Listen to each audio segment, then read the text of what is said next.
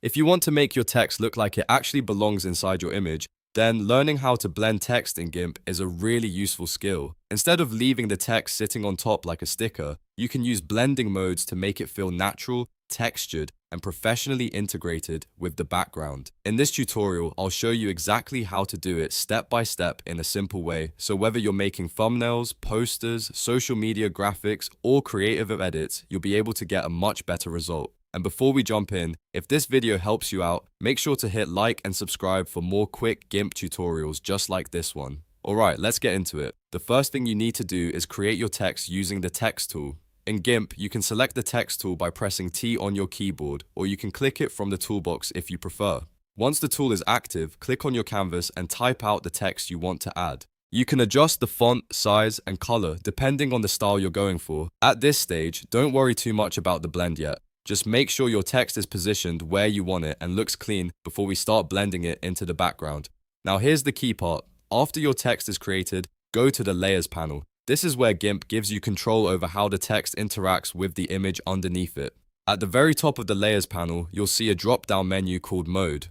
By default, it will usually be set to normal, which means your text is displayed exactly as it is with no blending effects applied. To make the text blend better, you're going to change this mode. The mode you choose depends on the tone and look of your background. If your image has a mid-tone background, overlay or soft light are usually the best choices. These blending modes help the text merge into the texture while still keeping the natural lighting of the image visible. This is a great option if you want the text to feel embedded into something like a wall, fabric, metal surface, or a detailed photo background. The text won't just sit on top of the image, it will look like part of the design. If you're working with a lighter, textured background, then Multiply is often the best option.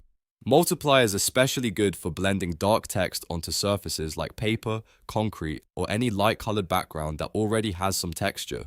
It darkens the text and helps it absorb more naturally into the image. This is ideal when you want a subtle, realistic look without making the text feel too harsh or disconnected. On the other hand, if your design uses light or glowing text on a dark background, then Screen or Lighten can work really well. These modes are perfect for creating text that feels luminous and smooth against dark surfaces. If you're making a neon-style effect, a glowing title, or just trying to place light text over a dark photo, these blending modes can help the text stand out while still blending with the overall tone of the image. The best way to choose the right mode is to test a few options and see which one gives you the most natural result. Sometimes overlay will look perfect right away, while in other cases, multiply or screen may work better depending on the colors and contrast in your image. The goal is to make the text feel intentional, not pasted on, so take a moment to click through the modes and compare the effect. In just a few seconds, you'll usually find the one that fits your design best. If needed, you can also adjust the opacity of the text layer to make the blend even smoother. Lowering the opacity can help the text merge more gently into the background, especially if the effect feels too strong. This is a small adjustment, but it can make a big difference in making the text look more realistic and balanced. And that's really all there is to it. Once you know how to use the text tool and change the layer mode, blending text in Gimp becomes a quick and easy process. It's one of those simple techniques that can instantly improve the quality of your graphics and make them look much more polished. So whether you're designing a thumbnail, editing a photo, or making a creative title, this method will help your text fit naturally into the scene. If this tutorial helped you, please give it a like, subscribe for more Gimp tips and tutorials, and let me know in the comments what you want to learn next.